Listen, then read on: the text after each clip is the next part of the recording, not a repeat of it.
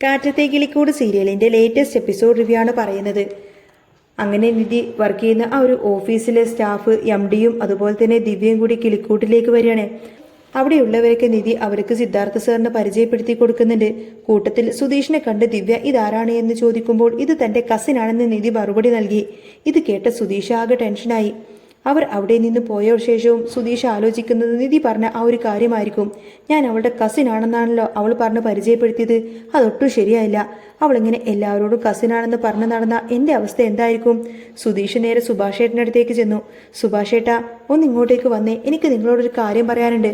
സുഭാഷ് വേഗം സുധീഷിൻ്റെ അടുത്തേക്ക് എത്തിയിട്ട് എന്താണ് കാര്യമെന്ന് ചോദിച്ചു. സുധീഷ് പറയുന്നുണ്ട്, ഇനി മുതൽ നിങ്ങളെ നിധി ഒരിക്കലും ചേട്ടാ എന്ന് വിളിക്കരുത്. അത് എത്രയും പെട്ടെന്ന് തന്നെ അവസാനിപ്പിച്ചോളണം. ഇത് കേട്ട് സുഭാഷ് ഒന്ന് അമ്പരന്നു. എന്താണ് സുധീഷ് നീ ഈ പറയുന്നത്?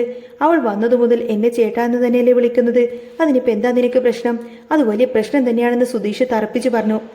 നിങ്ങൾ ഇന്ന് കേട്ടില്ലേ ഞാൻ ആരാണെന്ന് ചോദിച്ചപ്പോൾ അവൾ പറഞ്ഞത് കസിനാണെന്നാണ് അവരോടൊക്കെ. അപ്പോൾ അവളുടെ മനസ്സിൽ എനിക്ക് അത്രയൊക്കെ തന്നെ സ്ഥാനമുള്ളൂ. ഞാൻ അവളുടെ ഭർത്താവല്ലേ. നിങ്ങളെ അവൾ ചേട്ടനായി കാണുന്നത് കൊണ്ടാണ് എന്നെ അവൾക്ക് കസിനായി തോന്നുന്നത്. അതുകൊണ്ട് ഇനി അങ്ങനെയുള്ള വിളിയൊന്നും വേണ്ട. എടാ സുധീഷേ, ഞാൻ എങ്ങനെയാണ് ആ കുട്ടിയോട് എന്നെ ചേട്ടാന്ന് വിളിക്കണ്ട എന്നൊക്കെ പറയുന്നത്? എനിക്കൊരിക്കലും അതിനൊന്നും കഴിയില്ല. പിന്നെ നീ ആ കുട്ടിയെ സ്നേഹിക്കുന്നുണ്ടായിരിക്കാം, പക്ഷേ അവൾക്ക് നിന്നോട് അങ്ങനെയൊന്നുമില്ല എന്ന് നമുക്കറിയാവുന്നതല്ലേ.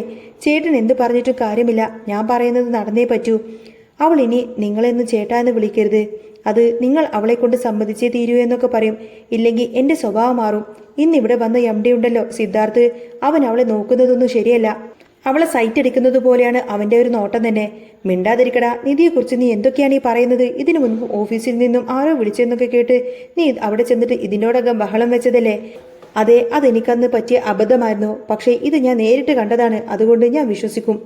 പറഞ്ഞത് മറക്കണ്ട. അവൾ വന്ന ഉടനെ തന്നെ ചേട്ടാ എന്ന് വിളിക്കണ്ടെന്ന് നിങ്ങൾ അവളോട് പറയണം. ഇല്ലെങ്കിൽ ഞാൻ എൻ്റെ സ്റ്റൈലിൽ അവളോട് പറഞ്ഞേക്കും. സുഭാഷ് അത് കേട്ടപ്പോൾ പേടിച്ചു പോയി. വേണ്ടടാ, ഞാൻ തന്നെ പറഞ്ഞോളാം. നീ മിണ്ടാതിരിക്ക്. അപ്പോഴേക്കും ജോലി കഴിഞ്ഞ് നിധി അങ്ങോട്ടേക്ക് കയറി വന്നു. എന്താ മോളെ ഇത്ര ലേറ്റായത്? സുഭാഷേട്ടൻ ചോദിച്ചു. ബസ് കിട്ടാൻ വൈകിപ്പോയതാ സുഭാഷേട്ടാ. 15 മിനിറ്റ് കഴിഞ്ഞാണ് ഒരു ബസ് കിട്ടിയത് തന്നെ. പക്ഷേ AC ബസ് ആയതുകൊണ്ട് സുഖമായി വന്നു. ആ, അത് നന്നായി മോളെ. നിനക്ക് കുടിക്കാൻ എന്തെങ്കിലും വേണോ? വേണ്ട, ചേട്ടൻ കൊടുത്തുവിട്ട വെള്ളം ഞാൻ മുഴുവൻ തന്നെ കുടിച്ചിട്ടില്ല. മോളെ, ഒരു ദിവസം 3 ലിറ്റർ വെള്ളമെങ്കിലും കുടിക്കേണ്ടേ? 1 ലിറ്റർ പോലും കുടിച്ചില്ല എന്ന് പറഞ്ഞാൽ എങ്ങനെയാ? അത് ബുദ്ധിമുട്ടാവില്ലേ? ജോലി തിരക്ക് കാരണം കുടിക്കാൻ പറ്റിയില്ല എന്ന് നിധി പറയാണ്. എങ്കിൽ ശരി മോളെ, നീ ബോട്ടിൽ നിന്റെ അടുത്ത് തന്നെ വെച്ചിട്ട് വെള്ളം ഇടയ്ക്കിടയ്ക്ക് കുടിക്കണം. ഇതൊക്കെ പറയുമ്പോഴും സുധീഷ് മാറി നിന്നിങ്ങനെ ആംഗ്യം കാണിച്ചു കൊടുക്കുന്നുണ്ട്. ഞാൻ പറഞ്ഞ കാര്യം ചോദിക്ക് ചേട്ടാ എന്നൊക്കെ ഇങ്ങനെ വിളിക്കണ്ട എന്ന് പറയാന്ന് കാണിച്ചു കൊടുക്കും. സുഭാഷ് അതത്രങ്ങ് ശ്രദ്ധിക്കുന്നില്ല. അന്നേരം നിധിക്കൊരു കോള് വന്നു. ആ ഫോണുമായി നിധി പുറത്തേക്ക് പോയി. സുധീഷ് വേഗം സുഭാഷിന്റെ അടുത്തേക്ക് ചെന്ന് ചോദിച്ചു. എന്താ ചേട്ടാ, ഞാൻ പറഞ്ഞതല്ലേ നിങ്ങളെ ചേട്ടാന്ന് വിളിക്കണ്ടെന്ന് അവളോട് പറയണമെന്ന്. അവൾ വന്നതിന് ശേഷം എത്ര തവണയാണ് ചേട്ടാന്ന് വിളിച്ചിരിക്കുന്നത്? എനിക്കതൊട്ടും തന്നെ ഇഷ്ടപ്പെടുന്നില്ല.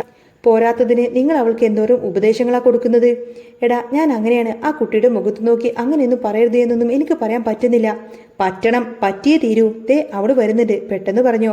നിധി ഫോൺ വിളി കഴിഞ്ഞ് അകത്തേക്ക് വന്നു.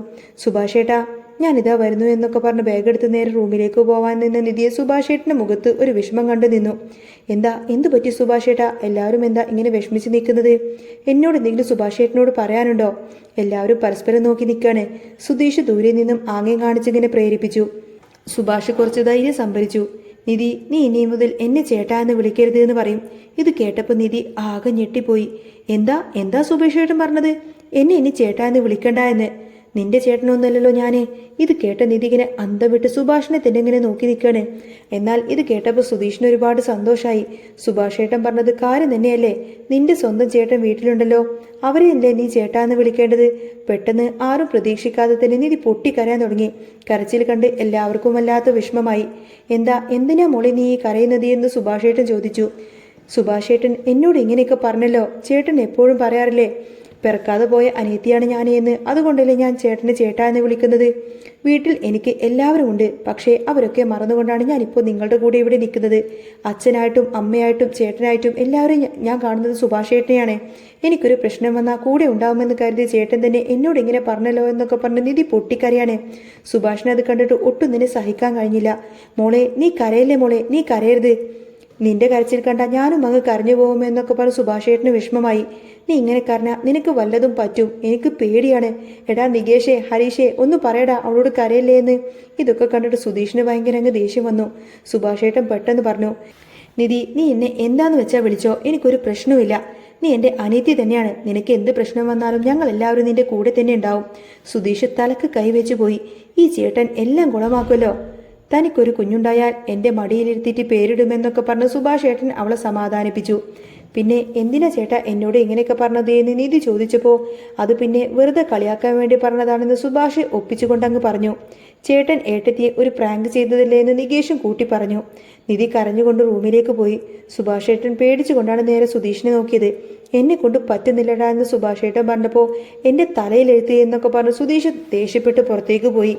രാത്രി അവൻ ഭക്ഷണം കഴിക്കാനും വന്നില്ല. സുഭാഷ് അവനെ വിളിക്കാൻ ചെന്നപ്പോഴേക്കും നികേഷും ഹരീഷും തടഞ്ഞു. സുധീഷേട്ടൻ നല്ല ദേഷ്യത്തിലാണ്, ഇപ്പൊ പോയ ആകെ പ്രശ്നമാവും. അന്നേരം സുധീഷ് അങ്ങോട്ടേക്ക് വന്നു. നിക്ക്, എങ്ങോട്ടായി പോകുന്നത്? ഇന്ന് നിങ്ങൾ എന്തൊക്കെയാ കാട്ടിക്കൂട്ടിയത്? ഞാൻ പറഞ്ഞതാണോ നിങ്ങൾ അവിടെ ചെയ്തത്? നിന്റെ മകളുടെ കാതുകുത്ത് എൻ്റെ കൈക്കൊണ്ടായിരിക്കുമെന്നൊക്കെ അഭിനയിക്കാനാണോ ഞാൻ നിങ്ങളെ ഏൽപ്പിച്ചത്? എടാ സുധീഷേ, എനിക്ക് ആ കുട്ടിയോട് അങ്ങനെയൊന്നും മുഖത്തു നോക്കി പറയാൻ കഴിയില്ലടാ. അവളുടെ കരച്ചിൽ നീയും കണ്ടതല്ലേ. നിങ്ങളെ അവൾ ചേട്ടാ എന്ന് വിളിക്കാതിരുന്നാലല്ലേ ഞാൻ ഉദ്ദേശിച്ച പോലെ കാര്യങ്ങളൊക്കെ നടക്കൂ. എങ്കിലൊരു കാര്യം ചെയ്യാം, എനിക്ക് ആ കുട്ടിയോട് ചേട്ടാ എന്ന് വിളിക്കണ്ട എന്ന് പറയാൻ പറ്റില്ല. പകരം നീ എൻ്റെ അനിയനല്ല എന്ന് ഞാൻ പറയാം. ഇത് കേട്ട നികേഷും ഹരീഷും അതിനെ സപ്പോർട്ട് ചെയ്ത് പറഞ്ഞു. സുധീഷ് ഒന്ന് ആലോചിച്ചു. സുഭാഷേട്ടൻ എന്നെ അനിയനല്ല എന്ന് പറഞ്ഞാൽ അവൾ അത് വിശ്വസിക്കുമോ? അത് നിങ്ങൾക്ക് വിഷമമായില്ലേ?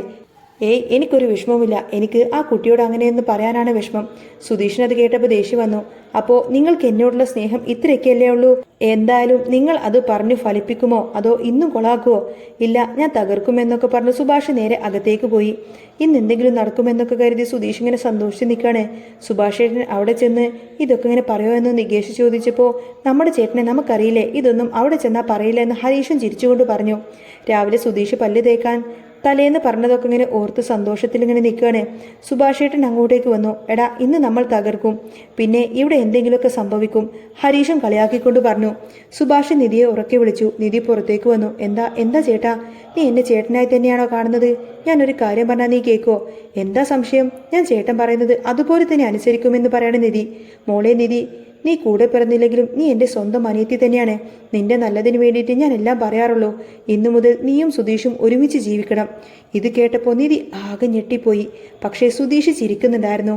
നിങ്ങളുടെ ഇഷ്ടപ്രകാരമല്ല നിങ്ങളുടെ വിവാഹം നടന്നത് എങ്കിലും അത് ദൈവനിശ്ചയമാണ്. അതുകൊണ്ട് ഇനിയുള്ള കാലം നിങ്ങൾ രണ്ടുപേരും സന്തോഷത്തോടെ ഒരുമിച്ച് ജീവിക്കണം. പെട്ടെന്ന് പിന്നിൽ നിന്നും സുധീഷയെന്ന് ആരോ വിളിക്കുന്നത് കേട്ട് നോക്കുമ്പോൾ നിധി നിൽക്കുന്നുണ്ടായിരുന്നു. നീ സ്വപ്നം കാണുവാണോ എന്ന് അവൻ ചോദിച്ചപ്പോഴാണ് താൻ ഇത്രയും നേരം കണ്ടതെല്ലാം തന്നെ സ്വപ്നമായിരുന്നു എന്ന് സുധീഷിന് മനസ്സിലായത്. അവൻ വേഗം തന്നെ കിച്ചണിലേക്ക് ചെന്നു. സുഭാഷേട്ടാ, പറഞ്ഞ കാര്യം ഓർമ്മയുണ്ടോ എന്ന് ചോദിച്ചപ്പോൾ പിന്നെ എനിക്ക് ഓർമ്മ കാണത്തില്ലേ, ഞാൻ ഇന്ന് തകർക്കുമെന്ന് സുഭാഷ് മറുപടി നൽകി. സുധീഷ് സുഭാഷിനെ സഹായിക്കാൻ വേണ്ടിയിട്ട് ഉള്ളി അരിയാനൊക്കെ കൂടിക്കൊടുത്തു. അപ്പോഴാണ് നിധി അതും കണ്ടങ്ങോട്ടേക്ക് വരുന്നത്. സുധീഷ് സുഭാഷിനെ തള്ളി ഹാളിലേക്ക് കൊണ്ടുപോയി. മോളെ, നീ ഒരുങ്ങുവാണോ എന്ന് സുഭാഷ് ചോദിച്ചു. ആ ചേട്ടാ, എന്തു പറ്റി? നീ എൻ്റെ അനിയത്തി തന്നെയാണ്. പക്ഷേ ഈ സുധീഷ് ഉണ്ടല്ലോ, ഇവൻ എൻ്റെ അനിയനല്ല. നിധിക്കാണെങ്കിൽ ഈ ഒരു വാക്ക് കേട്ട് ഒട്ടും മനസ്സിലാവാതെ രണ്ടുപേരെ ഇങ്ങനെ മാറി മാറി നോക്കുകയാണ് നിധി. അതെ, ഇവൻ എൻ്റെ മാമൻ്റെ മോനാണ്. പക്ഷേ സുഭാഷേട്ടന് ഇത്രയും ദിവസം അനിയൻ എന്നാണല്ലോ പറഞ്ഞിരുന്നത് എന്ന് നിധി ചോദിച്ചു. അതെ, പക്ഷേ ഇനി മുതൽ അങ്ങനെയല്ല, ഇവൻ എൻ്റെ മാമൻ്റെ മോനാണ്. നിധിക്ക് ആകെ കൺഫ്യൂഷനായി. ഈ സുധീഷേട്ടൻ്റെ പുറകിലും വല്ല കഥയും ഉണ്ടായിരിക്കോ ഇനി? അല്ല, നികേഷിൻ്റെ അമ്മ വേറെയല്ലേ, അതുപോലെ തന്നെ സുധീഷേട്ടൻ്റെ അച്ഛൻ വേറെയാവോ? സുഭാഷേട്ടനെ എന്ത് പറയണമെന്ന് പോലും അറിയില്ല. സുധീഷ് തന്നെ ഇടപെട്ടു. നിധി, ചേട്ടൻ പറഞ്ഞത് ശരിയാണ്. എൻ്റെ അച്ഛനും അമ്മയും വേറെയാണ്. ഞാൻ ഇവരുടെ കൂടെ പിറപ്പല്ല. സുഭാഷ് അത് കേട്ടപ്പോൾ ആകെ പേടിച്ചു പോയി. എടാ സുധീഷ്, നീ എന്തൊക്കെയാണ് ഈ പറയുന്നത്? നീ എൻ്റെ സ്വന്തം അനിയനാണ്, എൻ്റെ ചോരയാടാ നീ. ചേട്ടാ, ഒന്ന് മിണ്ടാതിരിക്കുകയെന്ന് സുധീഷ് പതുക്കെ പറയുന്നുണ്ടെങ്കിലും സുഭാഷ് നിർത്തിയില്ല. എടാ, നീ എൻ്റെ ചോരയാടാ, നമ്മുടെ അച്ഛനും അമ്മയും ഒന്നു തന്നെയാടാ. നിധിക്കിപ്പോൾ ഒന്നും തന്നെ മനസ്സിലാവുന്നുണ്ടാവില്ല ഇവരുടെ സംസാരമെല്ലാം കേട്ടപ്പോൾ. ഇപ്പൊ മാമന്റെ മോനാണെന്ന് പറയുന്നു, ഇപ്പോൾ അച്ഛനും അമ്മയും ഒന്നാണെന്ന് പറയുന്നു. എന്തു പറ്റി സുഭാഷേട്ടാ നിങ്ങൾക്ക് എല്ലാവർക്കും? നിധി, ചേട്ടന് കിച്ചണിൽ ജോലി ചെയ്ത് ബുദ്ധിക്ക് ചെറിയൊരു പ്രശ്നം വന്നതാണ്. നീ റൂമിലേക്ക് പോയിക്കോ എന്നൊക്കെ സുധീഷ് അവളെ പറഞ്ഞു വിട്ടു. അവൾ പോയപ്പോൾ സുഭാഷേട്ടൻ അങ്ങോട്ടേക്ക് വന്നു. എടാ, ഞാൻ പറഞ്ഞത് ശരിയല്ലേ എന്ന് ചോദിക്കാണ്. സുധീഷ് കൈ കൂപ്പിക്കൊണ്ട് പറഞ്ഞു, പ്ലീസ്, നിങ്ങൾ ചെയ്തതെല്ലാം തന്നെ മതിയായി, ഇനി ഒന്നും ചെയ്തു തരണ്ട. ആദ്യത്തെ പ്രശ്നത്തെക്കാൾ വലിയൊരു കുരുക്കിലാണ് ഇപ്പൊ നിങ്ങൾ എന്നെ കുടുക്കി വെച്ചിരിക്കുന്നത്. ഇതെല്ലാം കണ്ടുകൊണ്ടതിനെ ഹരീഷും നികേഷും ഇങ്ങനെ പൊട്ടിച്ചിരിക്കുമായിരുന്നു. ആ ചിരി കേട്ട് സുധീഷ് ഇങ്ങനെ കലിപ്പിൽ നിൽക്കുമ്പോഴാണ് നിധി മുറിയിൽ നിന്നും തിരികെ വരുന്നത്. അവൾ വന്നത് കണ്ടപ്പോൾ സുഭാഷേട്ടൻ വീണ്ടും എന്തോ പറയാനാഞ്ഞാണ്. പക്ഷേ സുധീഷ് വായ പൊത്തി പിടിച്ചു. നിധി കുറച്ചുനേരം അവരെ ദയനീയമായി നോക്കി നിന്നിട്ട് പറഞ്ഞു, എനിക്കെല്ലാം മനസ്സിലായി സുഭാഷേട്ടാ. എന്നെ കൊണ്ട് ആ കസിൻ എന്ന് പറയിപ്പിക്കാൻ വേണ്ടി സുധീഷേട്ടൻ നിങ്ങളെ നിർബന്ധിച്ചതാണല്ലേ? സത്യം പുറത്തു വന്നതോടുകൂടി സുഭാഷേട്ടൻ ഇങ്ങനെ വിക്കി വിക്കി ഒടുവിലെല്ലാം സമ്മതിച്ചു. അതേ മോളെ, ഇവന് നിന്നെ വലിയ കാര്യമാണ്, പക്ഷേ അത് പറയാനറിയില്ല. അതിൻ്റെ ഇടയിൽ ഓരോ മണ്ടത്തരങ്ങളങ്ങനെ പ്ലാൻ ചെയ്യും. അതിനെ എന്നെ കൂട്ടുപിടിക്കുകയും ചെയ്യും. അതാണ് ഇവിടെ ഉണ്ടായത്. നിധി സുധീഷിൻ്റെ അടുത്തേക്ക് നടന്നു ചെന്നു. മുഖത്തേക്ക് നോക്കിയിട്ട് ഒരു കുസൃതി ചിരി ചിരിച്ചു. എൻ്റെ പേഴ്സണൽ ഡീറ്റെയിൽസ് ആയിട്ട് MD ചോദിച്ചപ്പോൾ എനിക്ക് ആകെ പേടിയായി. അതാ ഞാൻ കസിനാണെന്നൊക്കെ പറഞ്ഞ് തടി തപ്പിയത്. അല്ലാതെ സുധീഷേട്ടനെ എനിക്ക് ഇഷ്ടമല്ലാത്തത് കൊണ്ടൊന്നും അല്ല എന്ന് പറയും. ഇത് കേട്ട സുധീഷിന്റെ മുഖം പെട്ടെന്ന് തന്നെ തെളിഞ്ഞു.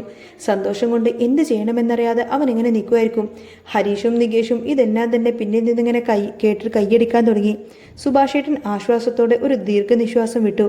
എന്നിട്ട് പറഞ്ഞു, എടാ സുധീഷേ, ഇനി മേലാൽ ഇത്തരം നാടകങ്ങൾക്കായി എന്നെ ഒരിക്കലും നീ കൂട്ടുപിടിക്കരുത്. എന്റെ ഉള്ള ബുദ്ധി കൂടി നീ കാരണം പോയി കിട്ടും. ഇതെല്ലാം കേട്ട് നിധി ചിരിച്ചുകൊണ്ട് സുഭാഷേട്ടന്റെ കയ്യിൽ ചേർത്ത് പിടിച്ചു. ചേട്ടൻ പേടിക്കണ്ട, ഇത്തരം മണ്ടത്തരങ്ങൾ പ്ലാൻ ചെയ്യാൻ വേണ്ടി വീട്ടിൽ ആരെങ്കിലും ഉണ്ടെങ്കിൽ അത് ഞാൻ തന്നെയായിരിക്കും. എല്ലാവരും കൂടി ആ ഒരു കിച്ചണിൽ നിന്നിങ്ങനെ പൊട്ടിച്ചിരിക്കുന്ന സമയത്തിന് സുധീഷ് ആദ്യമായി നിധിയുടെ കണ്ണുകളിലേക്ക് നോക്കി മനസ്സ് തുറന്നങ്ങ് ചിരിച്ചു. അങ്ങനെ കാറ്റത്തെ കിളിക്കൂടിൽ ഇനി വരാൻ പോകുന്ന നല്ല സൂപ്പർ അടിപൊളി ത്രില്ലിംഗ് എപ്പിസോഡുകളൊക്കെ തന്നെയാണ്. നിങ്ങൾക്ക് ഈ ഒരു ചാനൽ ഇഷ്ടമാവുകയാണെങ്കിൽ സബ്സ്ക്രൈബ് ചെയ്യാനും സപ്പോർട്ട് ചെയ്യാനും മറക്കല്ലേ കേട്ടോ.